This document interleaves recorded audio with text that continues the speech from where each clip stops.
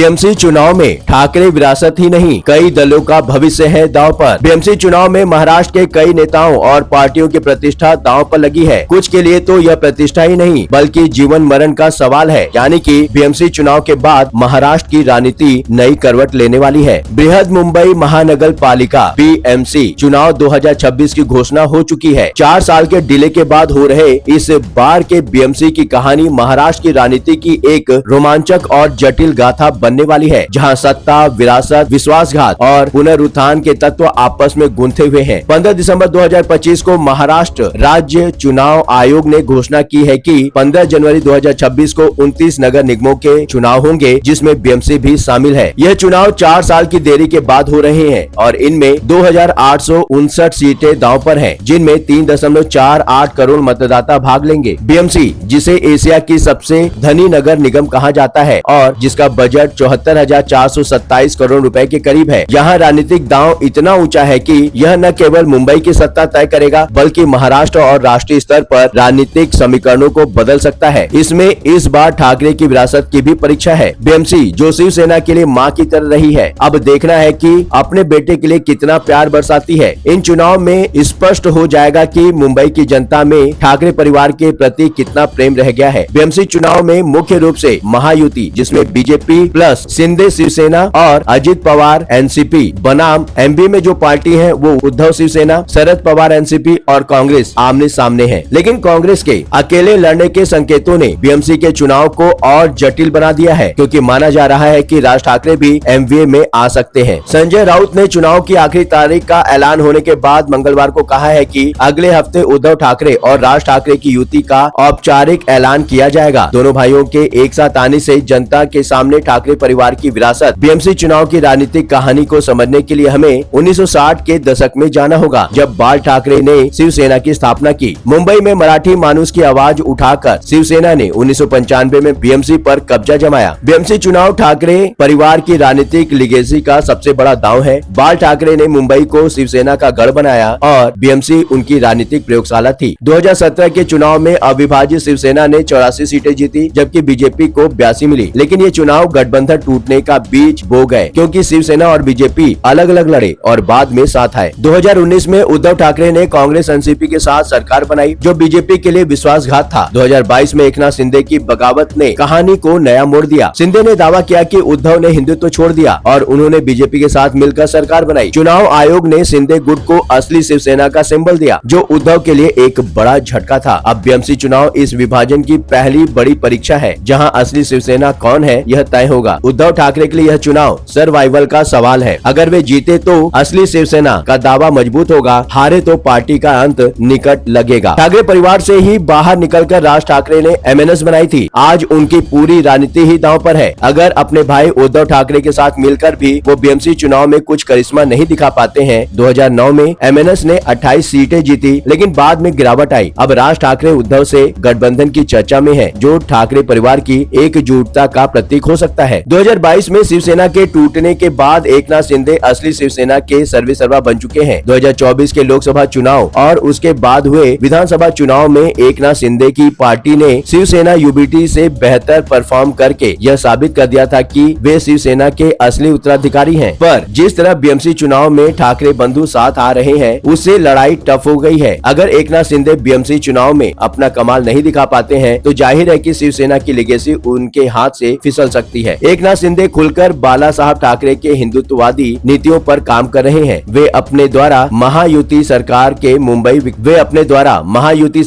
मुंबई के विकास के लिए किए गए कामों को गिनाते हैं। अगर शिंदे बीएमसी चुनाव में अपनी स्ट्राइक रेट लोकसभा और विधानसभा चुनावों वाली ही रखते हैं, तो जाहिर है कि वे बाल ठाकरे के असली वारिस साबित होंगे। बीजेपी के लिए बीएमसी चुनाव महाराष्ट्र के डोमिनेंस का दांव है। 2017 में भारतीय जनता पार्टी शिवसेना के करीब पहुंची, लेकिन अब महायुति के साथ पार्टी चाहेगी कि बीएमसी को अपने पूर्ण नियंत्रण में कर ले। 2024 विधानसभा चुनाव में महायुति की जीत ने उन्हें आत्मविश्वास दिया है। बीजेपी मुंबई को ट्रिपल इंजन सरकार का हिस्सा बनाना चाहेगी। जाहिर है कि केंद्र, राज्य और नगर निगम उनके नियंत्रण में होंगे, तो बहुत कार्यों को अंजाम तक पहुंचाने में आसानी होगी। दूसरे, अगर बीजेपी हारती है तो यह साफ हो जाएगा कि पार्टी का शहरी वोट बैंक दरक रहा है। उत्तर भारतीय, गुजराती और हिंदुत्व समर्थक बीजेपी के लिए बीएमसी पर अधिकार करने के सारथी बन सकते हैं। कांग्रेस के लिए भी बीएमसी चुनाव रिवाइवल का मौका है। पार्टी जिस हौसले के साथ अकेले चुनाव लड़ने का मन बनाया है वो हैरान करने वाला नहीं है। महाराष्ट्र में कांग्रेस के कोर वोटर्स अभी भी बड़े पैमाने पर हैं। बीएमसी चुनाव में कांग्रेस को यह भी पता चलेगा कि मुंबई के मुसलमान कांग्रेस के साथ जाते हैं या शिवसेना यूबीटी का हाथ पकड़ते हैं। कहा जा रहा है कि खुद